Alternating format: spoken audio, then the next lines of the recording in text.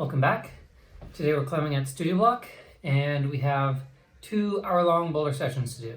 So this is our morning session and the objective for today was, since the last bouldering session we had a couple days ago at Studio Block, I managed to finish off a lot of the hardest boulders in the gym. I realized that I was slowly running out of boulders, and there was a nice little goal on the table today that hasn't been achievable in quite a long time. I don't think I've ever done it, which is to finish all the boulders up at Studio Block. And that's like really saying something, because this gym is massive and there's just so much bouldering to go around, and there's a lot of hard climbs, a lot of different styles. Like they have a lot of variety in angles, which and they have great setters, which allows for so many different kinds of boulders. You'll have this crazy delicate slab and like this super powerful climb in like a cave. So being able to do all the boulders at Studio Block is really saying something. So at this point I have 3 7s left in the gym, and 1 6 that I've already tried.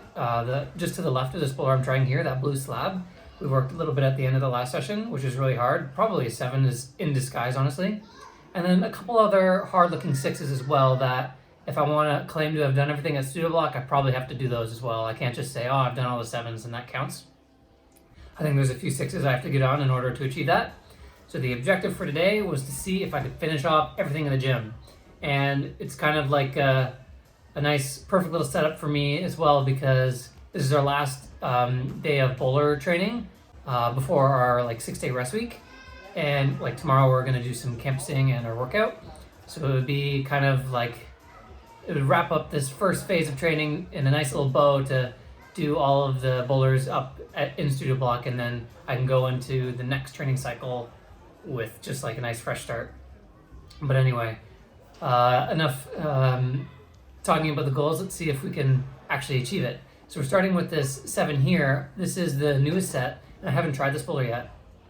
You can see I've been working it for a bit here, and it's got this crazy hard move in the middle here, where you have to jump out of this toe hook to the sloper, and the sloper is it's pretty sticky, and it's got a kind of a groove in it, a bit of an in cut, and you can see I was trying to almost hold a one-arm swing off it for a while. It kind of felt like I could, and then I jumped up to it and I could hold it one hand, but yeah, I was trying to swing off it one hand for a while, and then I thought that it would be too, the dyno is almost too powerful. It felt like there wouldn't be enough time to get my other hand up in time, so I thought I would just have to commit to holding a one-arm swing.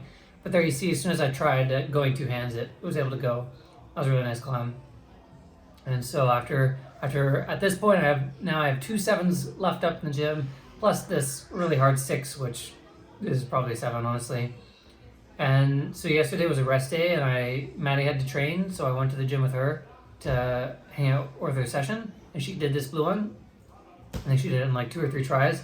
She made it look really easy, and she had this beta where when she has this big hold at the end here and the thumb to cling, she is able to cross her foot through all the way to this foothold, which was actually really, really smart.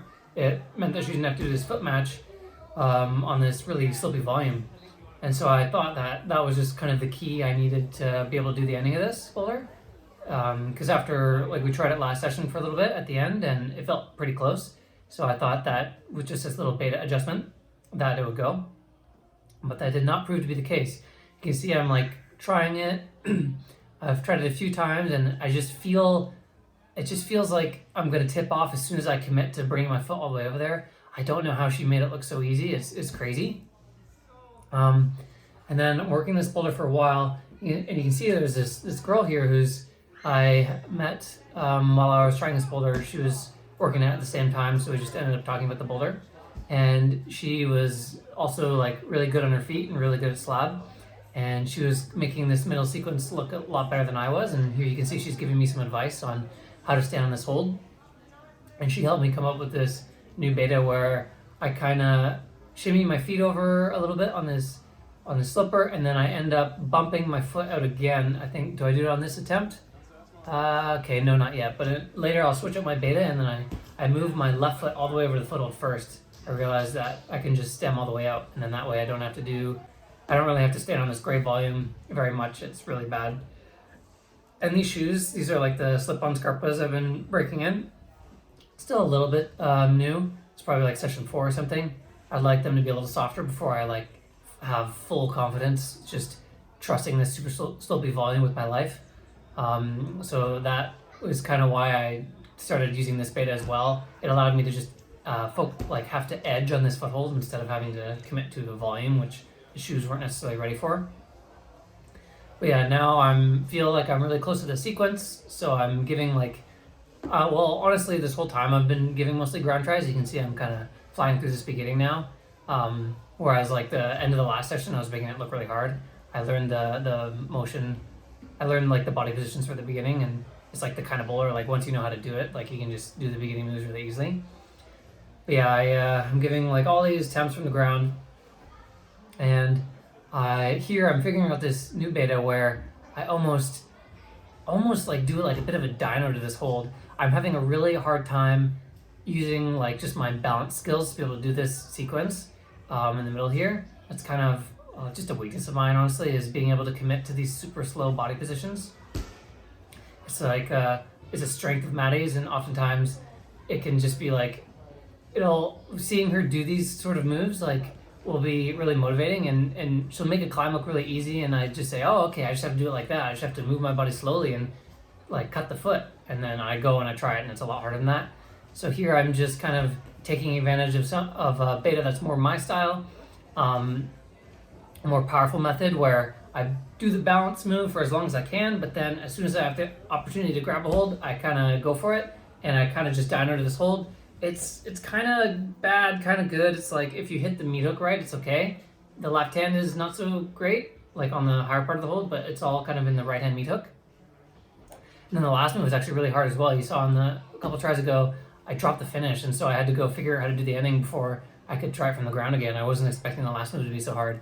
And the trick I found was once I kind of dyno this volume and then get my feet set up, I have to switch from like meat hooks to some double Gastons. I almost treat the hold like 2 Gastons that I kind of propose. It allows me to pull myself away from the wall and kind of do what we were talking about in the last video with our dynoing, create some direction towards the wall so I can absorb my momentum for that finish move. But yeah, that was a really cool bowler. Really well set slab. I'm loving these 6s that are like really hard and kind of 7s in disguise. I think I mentioned a few videos ago that I said that I don't really get on 6s a lot because they usually go in like 1 or 2 tries and they're pretty soft, and I'll only get on them if I'm out of 7s. But honestly, right now, the set that's up around the gym, all the 6, there's a lot of like pretty stiff 6s that I've actually been struggling with, so I take that back. The 6s have been kind of kicking my butt recently, and so that was a really well set slab, really bouncy, a good style that I need to work on, just like all in the feet, trusting the feet. No way to get around it, no holds to grab, except for the end there, but yeah. And now we're moving on to another really cool slab. I watched Maddie do this one as well yesterday. She did it in like a couple tries, made it look pretty easy. And I'm kind of proud of myself. Like, thankfully, I read that crazy cool looking sequence, like the foot cross through. When I was like cruising the boulders a few days ago, I figured that was probably what the setters were going for. And so even though I saw Maddie do it, I'm thankful that I still was able to spot that on my own. But that was like a really cool sequence.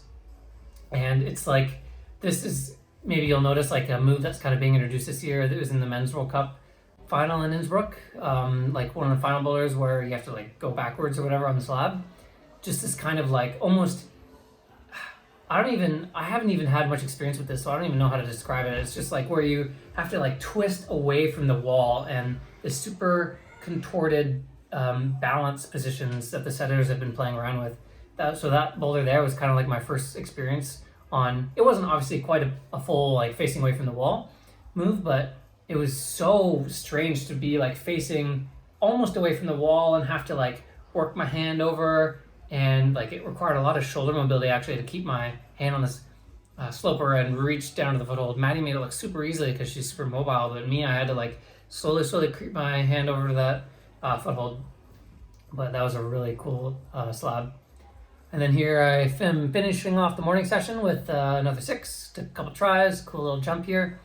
And that wraps up the morning session. So this is another 2-part video. This is part 1 of 2 of this day of training. I got the double bouldering days. I usually get a lot of content, so I like to kind of split up the videos so that they're a little bit shorter, so that because when I have a video that's too long, I've been having trouble exporting it in like 4K and in good quality. So yeah, this is part 1 of 2.